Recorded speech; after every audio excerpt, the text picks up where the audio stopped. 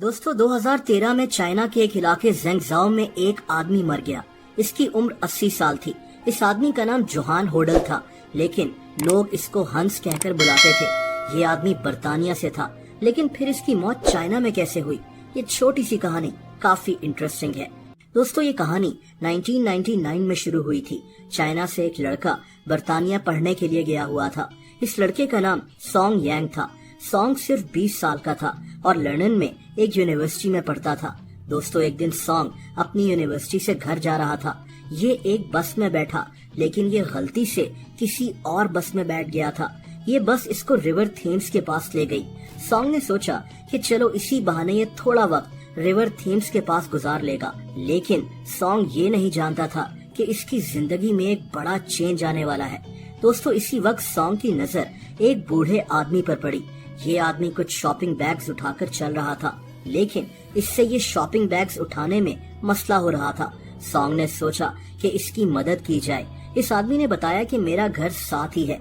Song ने इसके हाथ से शॉपिंग बैग्स लिए और इसको घर तक छोड़ने चला गया। दोस्तों ये वही आदमी था जिसके मुतालिक मैंने वीडियो की शुरुआत में आपको बताया था, जोहान होडल, जिसको लोग हंस कहकर बुलाते थे। हंस 1933 में स्विट्जरलैंड में पैदा हुआ था। जब ये 3 साल का था तो इसकी माँ चल बसी थी। इसके बाप ने दूसरी शादी कर ली, लेकिन इसकी सौतेली माँ इसको पसंद नहीं करती थी। हंस ने अपना सारा बचपन तन्हाई में ही गुजार दिया। ये गाड़ियां धोता था, एक रेस्टोरेंट में भी काम कर चुका था और जब ये 58 साल का हुआ तो ये स्विट्जरलैंड से यूके शिफ्ट हो गया। दोस्तों यूके में ये रॉयल ओपेरा हाउस में काम करता था, लेकिन ये अभी भी अकेला था। हंस ने शादी नहीं की थी। यूके में इसका कोई रिश्तेदार भी नहीं था। इसकी किसी से दोस्ती भी नहीं थी। ये आदमी अपने घर में बिल्कुल अकेला रहता था। सॉन्ग ने जब इसका सामान इसके घर छोड़ा तो हंस ने इसका शुक्रिया अदा किया और इससे इसके मुतालिक पूछा। सॉन्ग ने इसको बताया कि ये चाइना से है और यूके में पढ़ाई कर रहा है। इसने ये भी बताया कि इसके लिए अपने रूम का किराया देना और बिल्स अफोर्ड करना बहुत मुश्किल हो जाता है। दोस्तों हंस ने इसको कहा कि तुम मेरे घर रह सकते हो, मैं तुमसे कोई पैसे नहीं लूंगा, हाँ बस मेरे साथ घर के काम वगैरह कर दिया करना। सॉन्ग बहुत खुश हुआ। इसके कमरे के और बिल्स के पैसे बच जाने थे। दोस्तों सॉन्ग अब हंस के घर में रहना शुरू हो गया। हंस इसको अपना बेटा समझना शुरू हो गया और सॉन्ग भी हंस का बहुत ख्याल रखना शुरू हो गया। हंस इसको इंग्लिश भी सिखाता था, इसको पार्ट टाइम जॉब्स ढूंढने में मदद करता था और कई दफा तो इसकी फी वगैरह भी पे कर चुका था। ये कहता था कि मेरा दुनिया में कोई नहीं है, लेकिन अब ऐसा लगता है जैसे मुझे मेरा एक बेटा मिल गया है। दोस्तों कभी कभार जब सॉन्ग के दोस्त इसके घर रात रहने के लिए आते थे तो हंस को बुरा नहीं लगता था, बल्कि हंस अपना कमरा भी सॉन्ग को दे दिया करता था कि ये और इसके दोस्त वहाँ रह लें और ये खुद सोफा पर सो जाता था। 2001 में एक दिन सॉन्ग का रोड एक्सीडेंट हो गया। इसके सर पर चोट आई थी, इसके दांत भी टूट गए थे और तब भी हंस ने इसका बहुत ख्याल रखा।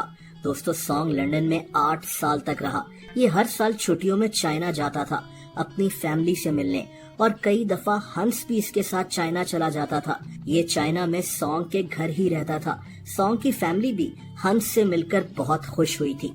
एक गलत बस ने सॉन्ग की जिंदगी बहुत चेंज कर दी थी। अब इसकी फैमिली में एक नए आदमी का इजाफा हो गया था।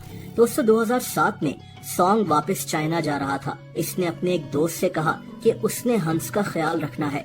हंस अब काफी बूढ़ा हो गया था, इसका वजन भी काफी गिर रहा था। इसको अपनी थाई में एक सर्जरी की जरूरत थी। सॉन्ग वापस चाइना चला गया, लेकिन जब इसको पता चला कि हंस कितनी मुश्किल में है तो ये फौरन चाइना से यूके वापस आ गया। दोस्तों इसने हंस को अपने साथ चाइना ले जाने का फैसला कर लिया। ये हंस को वापस चाइना ले आया। इसने इसको एक हॉस्पिटल में एडमिट करवाया और वहीं इसकी सर्जरी करवाई। हंस 1 महीना इसी हॉस्पिटल में रहा था और सॉन्ग रोजाना इससे मिलने हॉस्पिटल भी आता था। इस सर्जरी के सारे पैसे भी सॉन्ग और इसकी फैमिली ने पे किए थे। दोस्तों सर्जरी के बाद हंस ठीक तो हो गया, लेकिन अब सॉन्ग और इसकी फैमिली इसको वापस यूके भेजना नहीं चाहते थे। ये अकेला था, इसकी एज काफी हो गई थी और बस इन्होंने हंस को अपने ही घर में रख लिया। हंस भी बहुत खुश था कि अब ये एक फैमिली के साथ रहेगा जहाँ सॉन्ग भी होगा जो इसके बेटे की तरह था। दोस्तों जिंदगी इंसान को कहाँ ले जाती है हंस जो स्विट्जरलैंड में पैदा हुआ, यूके में रहना शुरू हो गया और अब वो चाइना में था, क्योंकि एक दिन एक अजनबी लड़का गलत बस में बैठकर इत्तेफाक से इससे मिला था। बहरहाल हंस चाइना में इस फैमिली के साथ बहुत खुश था। ये किताबें पढ़ता था, इंग्लिश अखबार भी पढ़ता था, टीवी देखता था। सॉन्ग की भी अब शादी हो गई थी और इसकी बीवी भी हंस का बहुत ख्याल रखती थी। दोस्तों, इसी दौरान सॉन्ग का बेटा भी पैदा हो गया। हंस इसको अपने पोतों की तरह समझता था। इसका ज्यादा वक्त इसी बच्चे के साथ खेलते हुए गुजर जाता था। हंस ने इस दौरान उस एरिया के बच्चों को इंग्लिश भी सिखाना शुरू कर दी। ये इनसे पैसे नहीं लेता था। वहाँ के लोगों में हंस काफी मशहूर हो गया था। सब इसकी बहुत इज्जत करते थे। दोस्तों, 2 दिसंबर 2013 को हंस की हार्ट फेलियर की वजह से मौत हो गई थी। यहीं से इस वीडियो की शुरुआत हुई थी। इसके फ्यूनरल पर बहुत लोग मौजूद थे। बर्तानिया और स्विट्जरलैंड की एम्बेसी के लोग, चाइना के इस शहर की लोकल गवर्नमेंट के लोग भी, उस एरिया के लोग भी जहां हंस रहता था, और सबसे बढ़कर सॉन्ग और इसकी फैमिली भी हंस के आखिरी सफर में इसके साथ मौजूद थे।